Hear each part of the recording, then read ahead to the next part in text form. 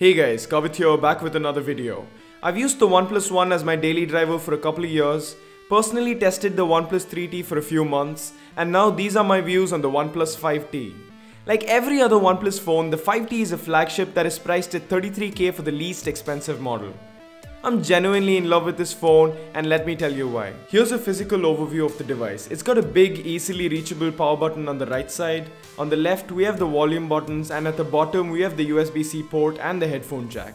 When all the big dogs in the industry are shying away from the headphone jack, OnePlus flaunts it. The company is known to always nail the design aspect of their phones. People say the 5T looks a lot like the iPhone 7 Plus, and they're right. It does. But I personally don't care. It's a beautiful design and they've given it a slightly curved back for the perfect grip.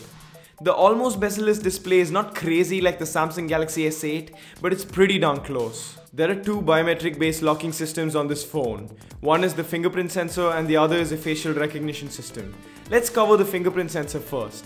It's a quick and extremely accurate one. That's about it. It's as good as it gets. I've watched a couple of review videos on the 5T and nobody really stressed on how good the face unlock feature is.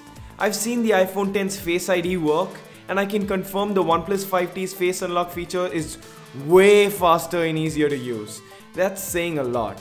It even works in complete darkness by illuminating the screen to full brightness. I was amazed at how well this system worked. The 5T has a 6-inch 1080p AMOLED display with an 18:9 aspect ratio. It's definitely not the best display out there, but it's really good for the asking price and I'm not complaining. The camera department is where things get kinda weird. The phone has a dual camera setup at the rear like its predecessor, but like the 5T does not have a telephoto lens. Both the rear cameras have the same focal length, but they differ with respect to the megapixel count. The main camera is 16 megapixels where the secondary is 20 megapixels, both with an aperture of 1.7. OnePlus justified its move by saying the secondary camera will perform extraordinarily well in badly lit conditions. Sadly, that does not seem to be true and we lose out on clear portrait mode pictures too. At least OnePlus could have made the secondary camera with a wide-angle lens. However, this does not mean the cameras perform badly. While shooting with the 5T, I noticed that the shutter speeds were fast and image quality was really good in well-lit conditions, with plenty of detail and natural looking colors.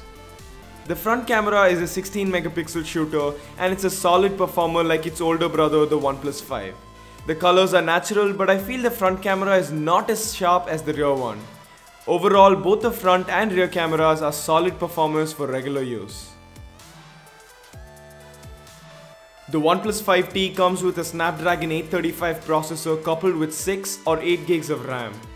I guess that's enough said. The company has cut corners in a lot of domains, but performance ain't one. The phone just obliterates everything you throw at it. To give you some perspective, my dad's OnePlus 3T is still performing like a champ, so I guess we can assume the same for the 5T. Oxygen OS has the stock Android look and feel. It is lightweight and provides a smooth experience. Maybe it could do with a little more battery optimization, but it's still way better than Samsung or LG's flavor of Android.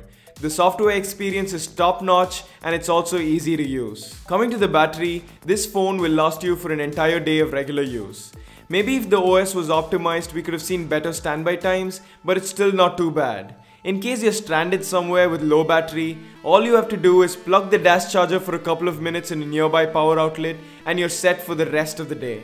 Dash charger works like a charm even after a year of use on the 3T, so I expect the same with the 5T. The speaker does get pretty loud, but I think it lacks a teensy bit of quality. Here's a side-by-side comparison with an iPhone 7 Plus. You be the judge.